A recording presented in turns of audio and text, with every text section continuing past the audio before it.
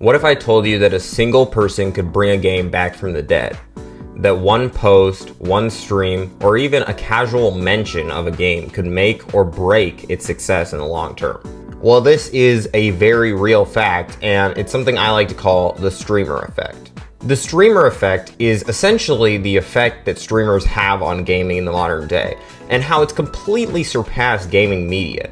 Nobody cares what IGN has to say about a game or how they review it.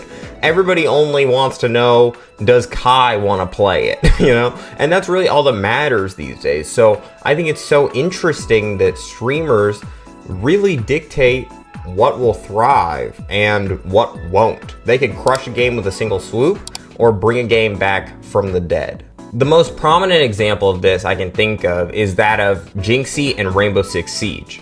And Rainbow Six Siege was a very popular game upon its release, but after some time in the sun, it eventually had its time, just as all other games do, and it began its steady decline. And normally when a game gets to this point, there's clearly nothing that can be done about it. The game is going to die. The developers have, said their goodbyes and they sent it to the Shadow Realm.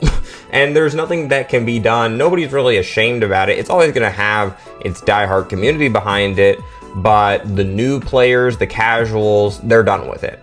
Except for this game. See, Rainbow Six Siege specifically got a blessing, a guardian angel sent down from above in the form of Jynxzi.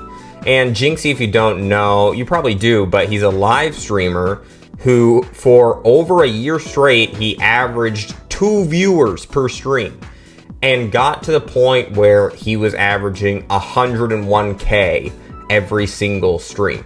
So he's a massive streamer. But not just that, he doesn't do the types of content that would be very popular. He doesn't do IRL content. He doesn't really react that often. He just plays Rainbow Six Siege. And he doesn't even stream on a PC, he streams on his Xbox. Welcome to Los Pueros Hermanos. My name is Gustavo, but you can call me Gus. This is a complete shift in everything people knew or thought was possible within streaming and gaming. Gaming streams are always going to be less viewed than streams that are just chatting. However, Jynxzi somehow made it possible to be the biggest streamer in the world while not just streaming a game, but streaming it from your console. And he's out here sending voice memos to players that he joins. Well played, man. Hope you and your loved ones have an absolutely blessed 2023 and 2024. Hope you guys achieve all your goals. Hope everybody stays healthy and happy. And remember, one love. The effect that this had on gaming was actually crazy. I remember when Jynxzi was first popping off, I would have friends all the time getting on Rainbow Six Siege who had never even played it when it was at its peak. And this got to the point where even developers like Ubisoft had to acknowledge the effect Jynxzi had on their game, because they were honestly extremely impressed that this game that was previously really dropping in numbers had this massive spike whenever Jynxzi began playing it. This is so apparent because if you even look on Google Trends for Rainbow Six Siege, you can literally see the moment Jynxzi began breaking out, the game had another second rise. And it's so crazy that a single person is able to do this, but that is the power that streamers have. That is the streamer effect. Two obvious figures that you can't go without mentioning in something like this is Kai Cenat and Speed. And the examples I'm about to bring up here are so shocking because the games that they play aren't even small games, they're massive games. For example, Game of the Year winner, Elden Ring. Elden Ring was a massive game upon its launch. And as I just said, it won Game of the Year, a huge game. And yet, Kai Cenat played it over a year after it launched, and he made it so big and so popular, he had people like Travis Scott and The Weeknd calling him while he was playing, saying they tried the game out and they think it's super fun. The first person who called me was Travis Scott. Travis Scott was like, hey bro, you beat it, you getting ready for the DLC? I said, yo, we have to play the DLC together. Travis Scott said, I'm down, let's do it. After Travis, somebody texted me too. He goes by the name The Weeknd. This much influence on an already massive game is really nuts when you think about it. And this also happened when he and IShowSpeed did their collab stream playing Fortnite until they got a single victory, which you would think wouldn't be that long, but it actually went for about a week.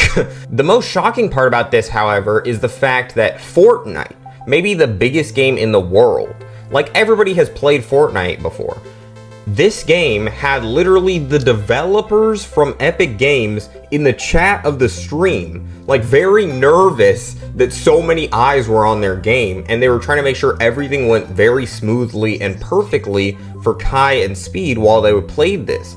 And the reason is they don't want people to get a bad impression of the game watching this if Kai and Speed can't win, and they're like, I don't want to try Fortnite now.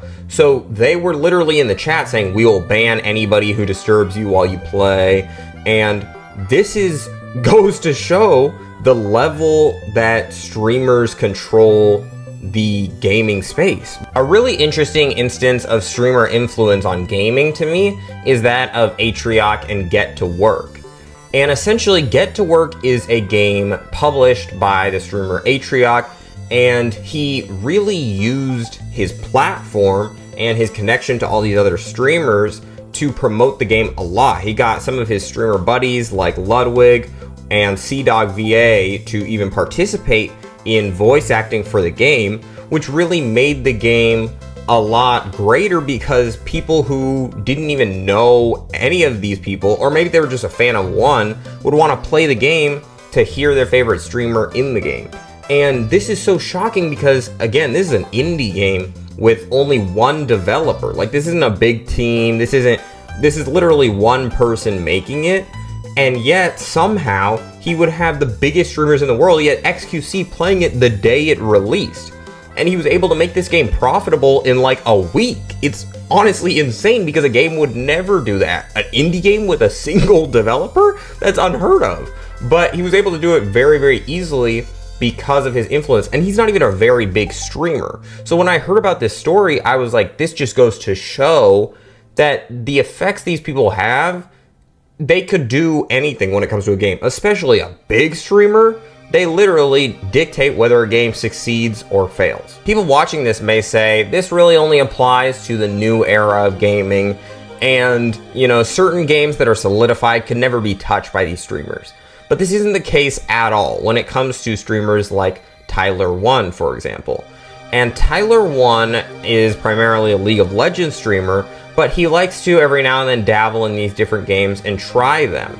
And what's crazy is when he plays these games, he can surge even very old games, like World of Warcraft, or even games that are centuries old, like chess.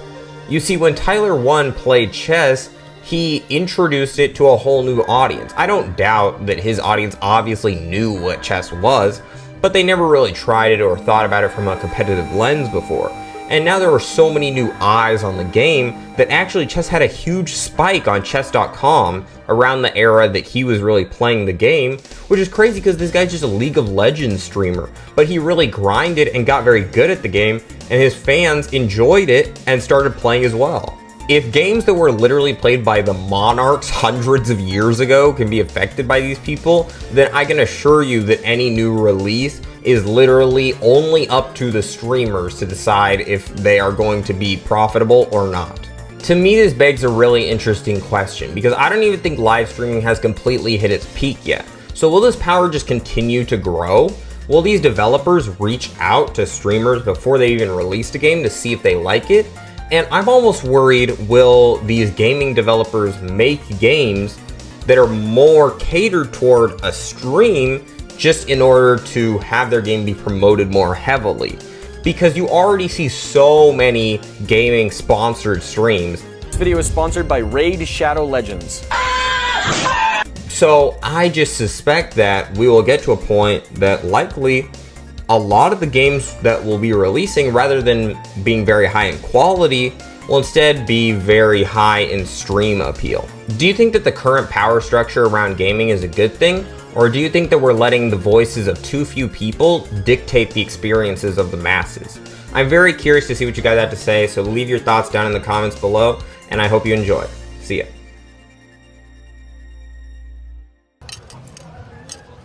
Yo, you single? You single? No. Oh.